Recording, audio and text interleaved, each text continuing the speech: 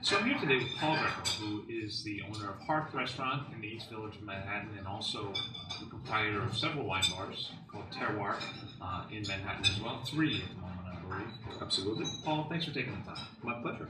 Paul, why don't we take things from the top? Your parents started in the restaurant business, and you kind of grew up in that? Even goes further back than that. My grandfather started a restaurant in Toronto, Canada. Wow. In 1961, he had sold liquor, spirits, for 25 years, and at 50 years of age, he decided to get into the restaurant business, which was an incredible change of job at that period of time. And he opened Toronto and Canada's first formal Italian restaurant in downtown Toronto called La Scala. My father, who was in the food service industry selling dried pasta for one of Canada's biggest manufacturers, joined him at that time. Kind of an operatic restaurant? No, it was called because it was an old house that had a massive stairwell, and there's the name La Scala. But you are right in that my grandfather also wanted to invoke the grandiosity of the La Scala Opera House in Milan. And then I was literally born there in 1965. In the restaurant? Literally. Wow. In the pasta station. Oh my God. Yeah, a little hot. But giving new definition to hand-rolled booty. There you go. Well done.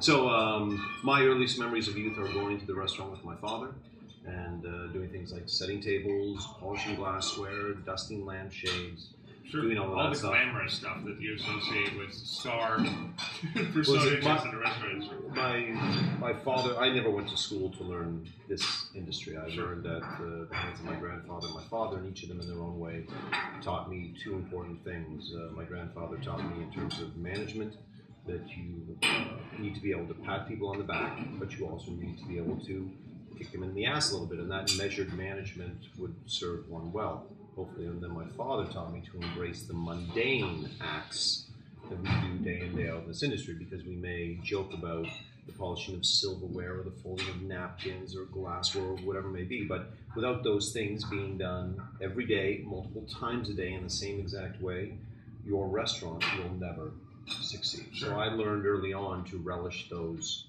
tasks. You got to wind the clock to keep it ticking, right? Exactly. Well, what were some of the stories that came out of that? I mean, how long were you there?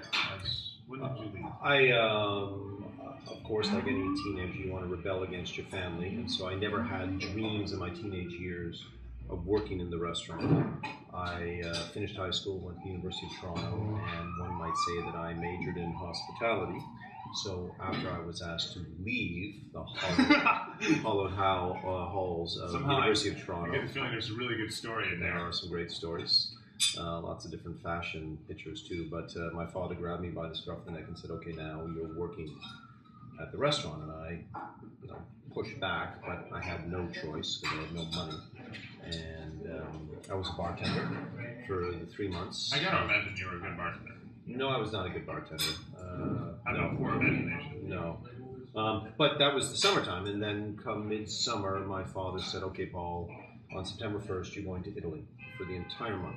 Wow. And you're going to visit these 3 regions. You're going to spend 2 weeks in Tuscany, 1 week in Piedmont, 1 week in Veneto. You're going to dine at these restaurants, and you're going to visit these producers." And so I was... And what year was that? This was 1988. Oh, okay. So I was somewhat reluctant, but, I had no choice. Great renaissance in all things Italian wine at that time. I mean, Well, really yes, but that wasn't the main part of the trip for me, at least. I went over there a relative ignoramus. Okay. And when I came back 28 days later, I was a relative genius, at least compared to the staff in my family's restaurant. Well, the one-eyed man is king. You know what I mean? Well, the staff at my family's restaurant, a great many of them had opened the restaurant in 1961 and were still there in 1988. Wow. And I couldn't compete with the skill set that those men had. They were all, it's the classic story of the kid from south of Italy, poor town. The local priest came in and said, Mr. and Mrs. Pasquale, your son Salvatore, there's no future for him here. Let's send him to hotel school as a 14-year-old. He'll get a job on a boat. He'll go across the Atlantic and hopefully land in North America. And he'll get a good job. And so a lot of the men who worked for us came over in that manner. Sure. So, Well, that was the Sirio story too. exactly.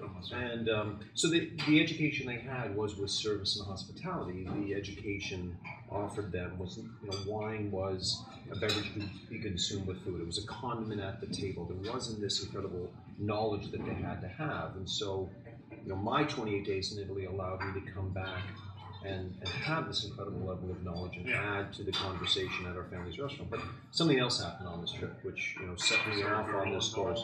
No young women involved. I realized, and the reason why I was asked to leave university is because I wanted a broad education, and you had to pick a major in year 2, and that was too confining for me. So in the world of wine, in my 28 days in Italy, I realized, holy shoot, I get to learn about history. It's culture. Sorry? How do they say it in Italy? Say what? Holy shoot, how do they say it? That I could learn about history, culture, civilization, religion, the culture of the table, the actual drink, all of these different things that I realized intrigued me, and that I could exercise all of these things within the broader world of wine. And because of that, all of a sudden I came back not only more knowledgeable, but fully convinced that this should be my career. And fast forwarding a little bit, it feels like you've made that connection for so many young people. Because when I talk to people who are interested in getting into wine in New York, your name often comes up as a guy that was kind of like the person that was like the gateway to getting them a job in the business, doing more with wine, getting more involved with beverages. You're often that transitional figure for people in a way that kind of is cultural. Like people are drawn to the culture of you and what you do in terms of laid back, a little bit more emphasis on rock and roll, a little bit more emphasis on having fun, artisanal producers. It seems like over the time that Hearth has been open, and certainly since the time Terroir has been open, so many young people have kind of passed through, Paul's University. Do you think that's fair to say?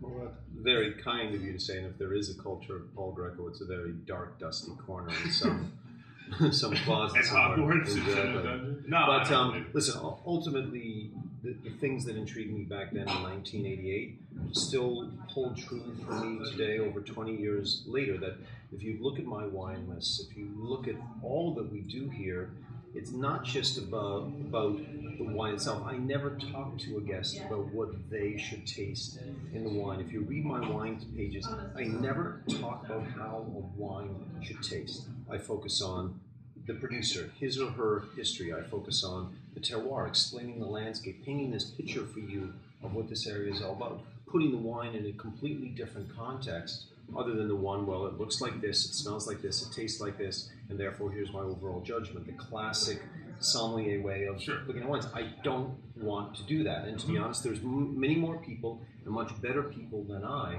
who can explain and do those things well. Well, they probably have done downfalls as well. Like I'm sure it's not all I don't know if they're not like, downfalls so much as different interests. I just don't.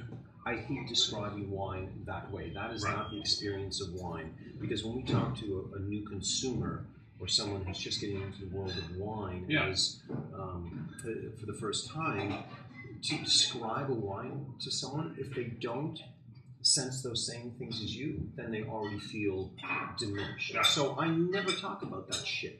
I paint them a picture of what this area is about. I pull them into that, and I talk about, again, the history, the civilization, maybe... it's color commentary instead of play-by-play. Exactly. That's what I'd rather be the John Madden than who did the play-by-play with John Madden.